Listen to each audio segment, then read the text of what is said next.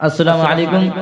سامعین، آئیے جانتے ہیں کہ ایک مسلمان کے دوسرے مسلمان پر کیا حق ہے۔ عن عبد الله بن عمرو رضی اللہ عنہ قال قال رسول اللہ صلی اللہ علیہ وسلم المسلم من سلم المسلمون من لسانه ويده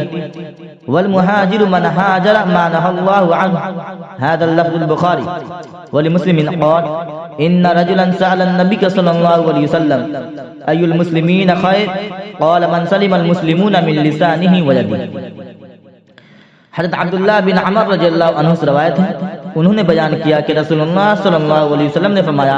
کہ مسلمان وہ ہے جس کی زبان اور ہاتھ سے سارے مسلمان محفوظ رہے، اور حقیقی مہاجر وہ ہے جو ان تمام کاموں سے رکا رہے جن سے اللہ نے منع کیا ہے۔ یہ امام بخاری کا لفظ ہے، اور امام مسلم کی روایت میں راوی کا بیان ہے کہ ایک آدمی نے نبی کریم صلی اللہ علیہ وسلم سے پوچھا کہ کون سا مسلمان سب سے بہتر ہے؟ آپ نے فرمایا کہ سب سے بہتر مسلمان وہ ہے جس کی زبان اور ہاتھ سے مسلمان بچ رہے۔ تشریح: ویسے تو ہر کلمہ گو اپنے کو مسلمان کہتا ہے، لیکن اس حدیث میں کامل مسلمان اس کو قرار دیا گیا ہے جس کا کردار اتنا بلند کہ اس کی زبان اور ہاتھ کی ایذا رسانیوں سے دوسرے مسلمان محفوظ رہے۔ اسی طرح مہاجر وہ ہے جو اللہ کے لیے اپنے وطن اور اقارب کو چھوڑ کر کسی ایسی جگہ چلا جائے جہاں وہ آسانی کے ساتھ اسلامی شعائر کی تکمیل کر سکے، لیکن وہ شخص بھی مہاجر ہے جو اللہ کے حکم کے مطابق برے کاموں کو ترک کر دیتا ہے۔ والسلام علیکم ورحمۃ اللہ۔